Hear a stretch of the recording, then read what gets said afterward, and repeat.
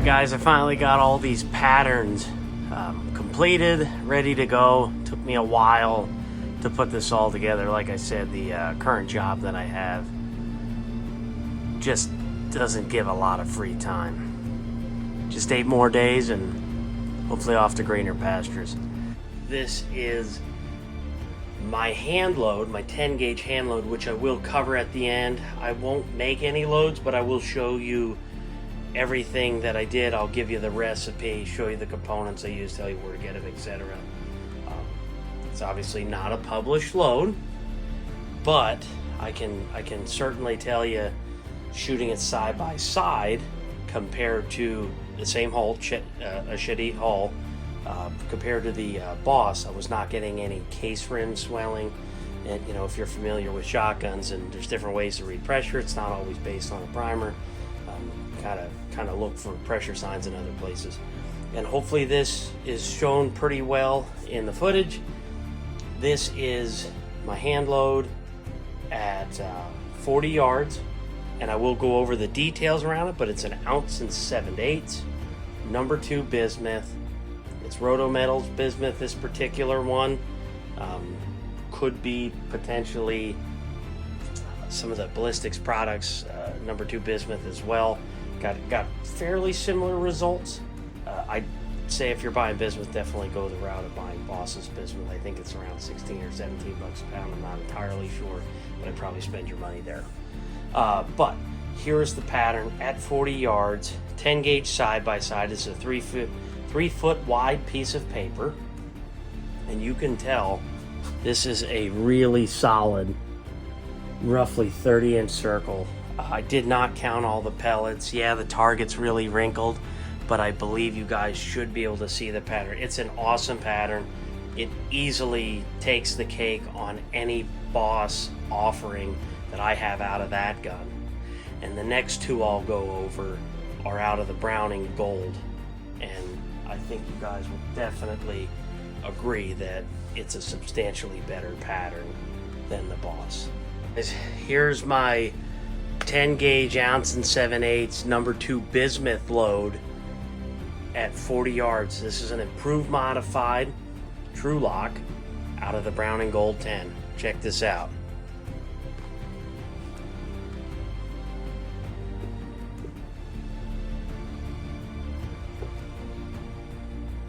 You know what? For number 2 shot,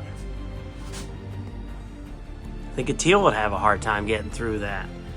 Like I said, I will go over that in a second. Let me go on to the Wad Wizard Terror 720. Here is my number 2 1 ounce and 7/8 bismuth hand load with a Wad Wizard 720 Terror 720 out of the Browning Gold 10 at 40 yards.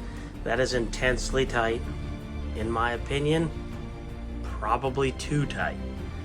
This is, well, for 40 yards that is. This is probably a load with this choke.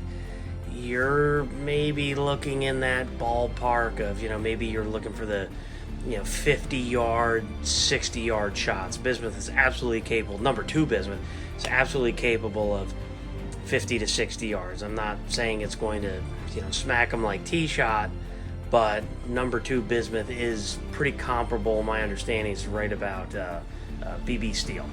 So you could tell this is a little bit on the tight side. So let me get a close-up to kind of show you how tight that is.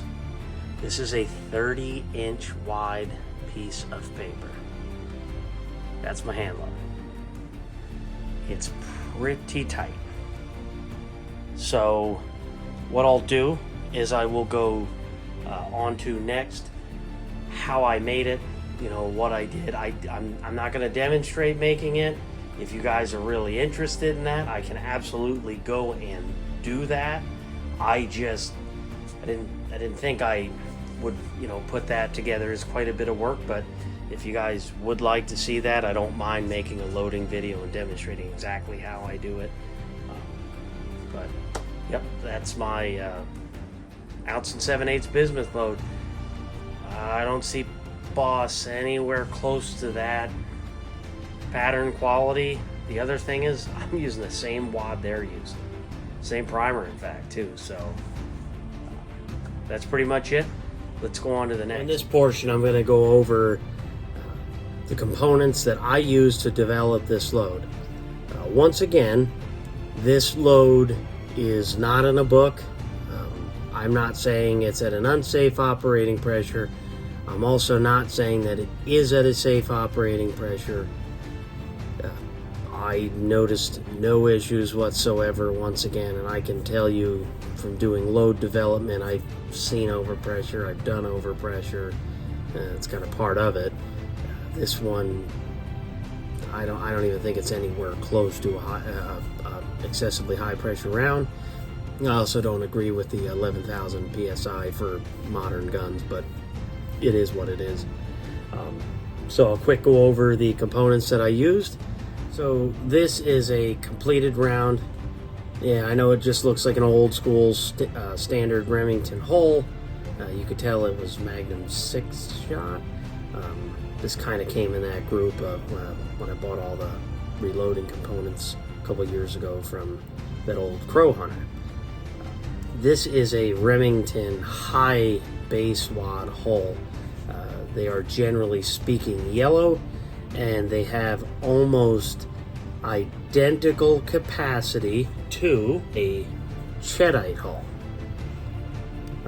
Obviously, you guys could tell these are they're different lengths.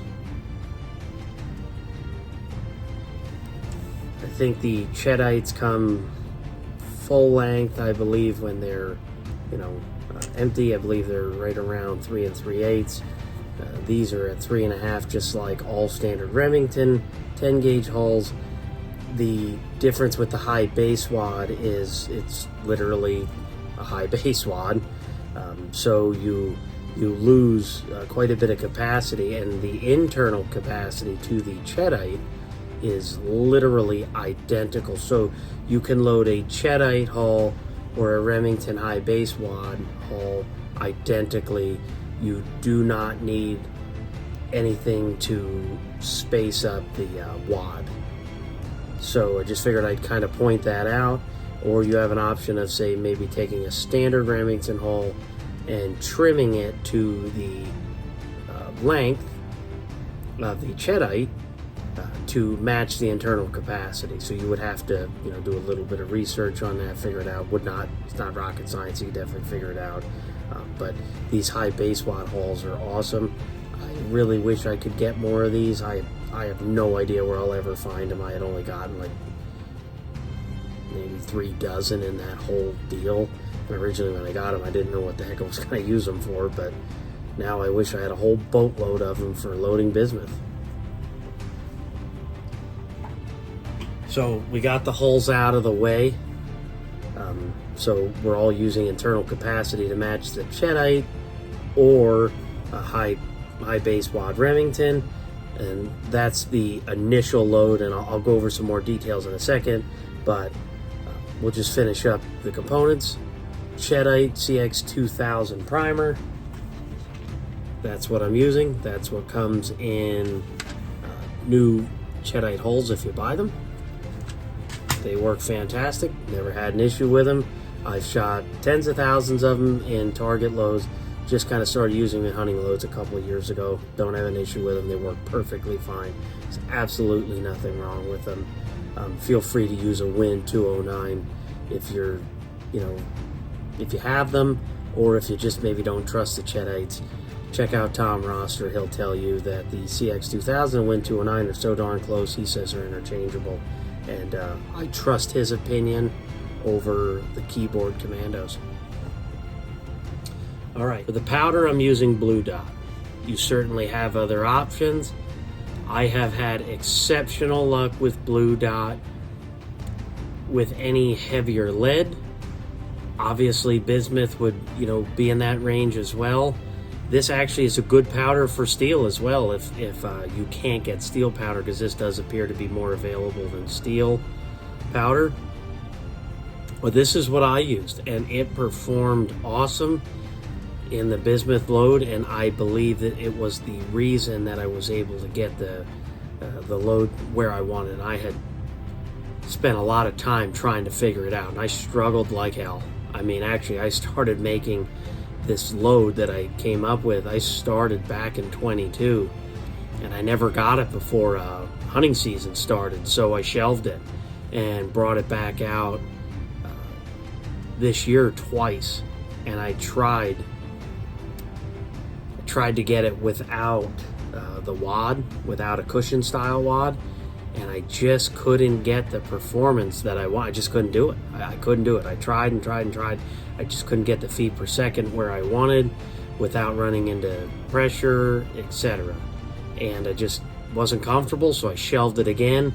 And the next major component for me that made this load work is this wad right here from Ballistics Products, the BP 1044 10 gauge Decimax wad.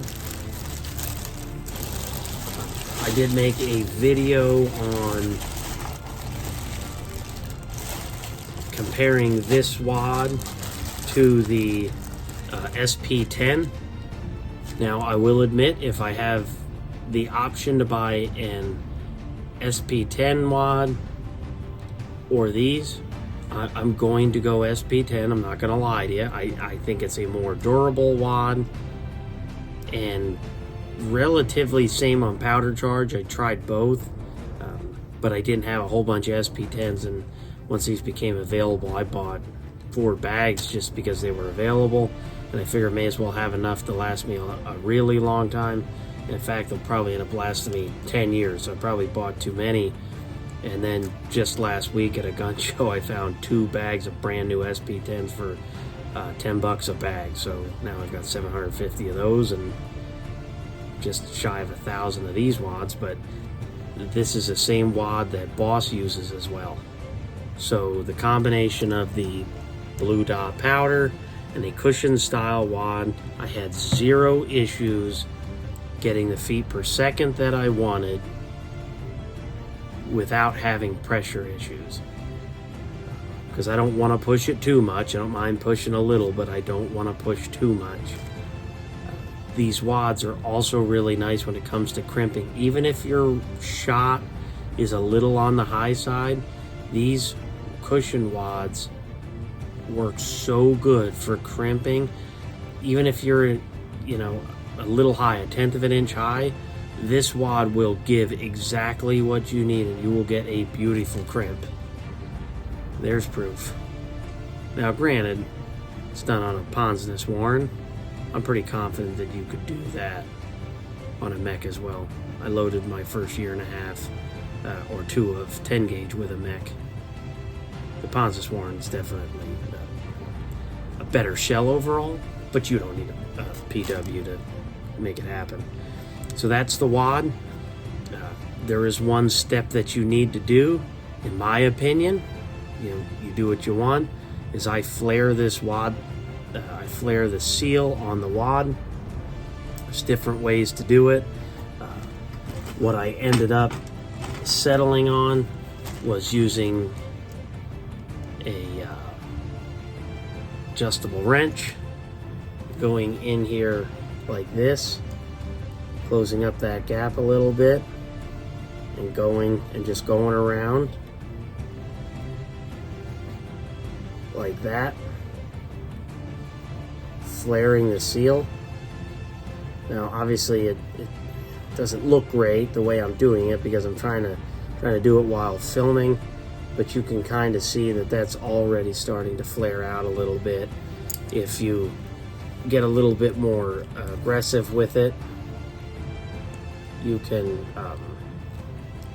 definitely flare it out a lot easier. There's different ways to do it.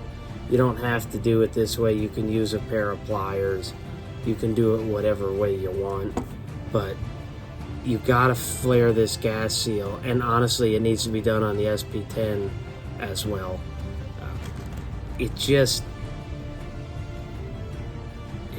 None of them are tight inside of the hole, and you will get powder migration. and I've been doing this on a lot of my field loads. So I really suggest it. I know it might be a little bit hard to tell, but oh, there you go. You can see that that's flared out. I didn't try real hard, but if you look right in there, you can kind of tell that's flared right there. And you don't need to do it a lot, but once you put it in a new hull, when you feel a little bit of resistance, as soon as you put that in, you know you got it right. I choose to make it a bit more flared than this and try to make it a bit more obvious, and then you get a nice tight seal and you won't get any powder migration. That might have helped the load too. I can't really confirm or deny, but I can't see how powder up in this area is going to help the load. So to keep the powder behind the seal. The next component that is absolutely crucial is mythin, 3/1000 thick. It's 10 and 12, made for 10 and 12 gauge, 3.5 inch, obviously. I obviously used a bunch, there's not many left. This is the mythin thin Mylar, 3/1000 thick Mylar wrap. You only need one of these. If you want an example of what it looks like to load with these, feel free to check out American Arms channel. He makes a Bismuth Load where he uses this with an SP10 wad. It's the same principle. You're going to put your wad in first. You're going to wrap your Mylar wrap just one time and put it in, and what that does is that brings the protective shot cup up with a really thin piece of Mylar to keep your shot protected. Next thing is, choice of bismuth shot on your own. This just happens to be Ballistics Products Bismuth 2-shot. I got it super cheap. I think it was on sale. I ended up paying like $14 a pound. So I bought a bag of that. It's really round, but I think it's tin plated. I don't believe tin plating would be the choice that I would have went with for plating. I think copper is the best, but I think Boss has either a patent or some sort of specialized system around that, so they went with tin. I think bare bismuth actually has a better COF than tin. But any bismuth shot of your choice, whatever size you think works. I think number 2 is perfect because I believe it's comparable to steel BB, and I hunt a lot of ducks and geese combined, where when I go out I'm targeting both, so I find that to be just right. And then the other part to help tighten up that pattern and make it just right, besides the Mylar wrap, this is the last piece of the puzzle right here. This is Precision Reloading's PSB buffer. I like Precision Reloading a lot, and I like Ballistics Products a lot. But there's just no way on the bigger shot does Ballistics Products buffer even come close to this PSB. This is a much denser, heavier buffer, but I'll tell you, it does really good with the much bigger shot, and it flows a lot better when you are trying to settle the buffer in the shell. This is just absolutely awesome buffer. Kind of goes pretty quick. So this is a 22-ounce container, and I've used probably almost half of it already. So it doesn't go the longest distance, but man, this is some great buffer. I don't think anybody makes a buffer even close to this one. And I always seal all my shells off for this. Not that I was having any buffer leakage that was concerning, but I seal all my waterfowl shells with this. I've had this for 4 years or 5 years, and it still got a bunch left, and it's definitely well over 1,000, 1,500 shells have been sealed with this. Now, last step, I'm just gonna quick show you is the recipe. So this is the recipe, guys. This is the 10 gauge 3.5 inch number 2 bismuth, and if you go down the line you could see everything. Ounce and 7/8. I call out the high base wad hole. I will, before I leave, I'll give you some other options if you don't want to trim your Remington holes. I say 1 shot wrapper, It's a BP 1044 wad. I do use an 1/8" felt in the bottom of the wad. It's up to you if you want to use that.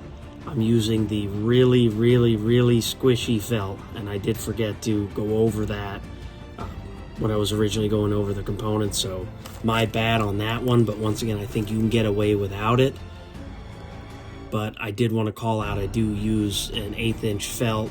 It is the really squishy felt. You can take a 1/4" felt and squish it down to a 1/16" real easy. It's not like the older felt that I had from years ago that was very dense. It's a much squishier felt, and I use that to help me get my stack height just right when I start to crimp. So the BP 1044 wad, I call out 32.5 grains of PSB buffer, Cheddite CX2000,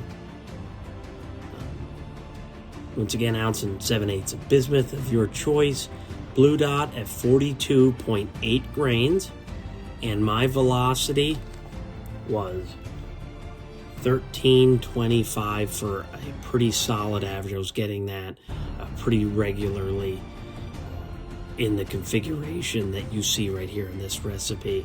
Now let me give you another option before I sign off. If you don't want to trim your Remington hulls, especially knowing that they're available on ballistics products, and I bet you a bunch of you guys bought some new ones just like I did. So you have the option of the X10X gas seal, and you would obviously put that below the BP 1044 wad to try to bring up your stack height. That is option 1. Do keep in mind, if you go this route, you're definitely not going to be using that felt, and you may have a slightly harder time fitting everything in the way that you want to fit it in. But on a positive note, if you're using this, you won't need to flare the gas seal on the BP 1044. This might be a tougher option. Here's the other option. This is just a hard card, 1/8" thick, 10 gauge hard card. You can get these on BPI. You can get them on ballistics products, but this is 1/8" Maxi Nitro card, just 500 in this bag. You just put this below the wad, and that should get your stack height where you want. If you do not want to trim your brand new Remington hulls, or if you have original length, because maybe you use them to make steel loads like myself. So yeah, that's pretty much it, guys. Hopefully it's like this is a long video, but there's a lot of information in here. Once again, if you guys want to see me load the bismuth, 10 gauge bismuth load, I'd be glad to do it. It is quite a bit of work to do it, so just kind of give me some feedback on that. I got no problem doing that. I can even load in a couple different hulls to show you how I do it. Different stack heights, once again, depending on what I'm doing. We can kind of go from there, but hopefully you guys enjoyed. It was quite a bit of work to do, and it certainly wasn't cheap to do. I probably went through 6-7 pounds of number 2 bismuth until I finally found a load that worked for me. So hopefully you guys enjoyed, and I'll talk to you later.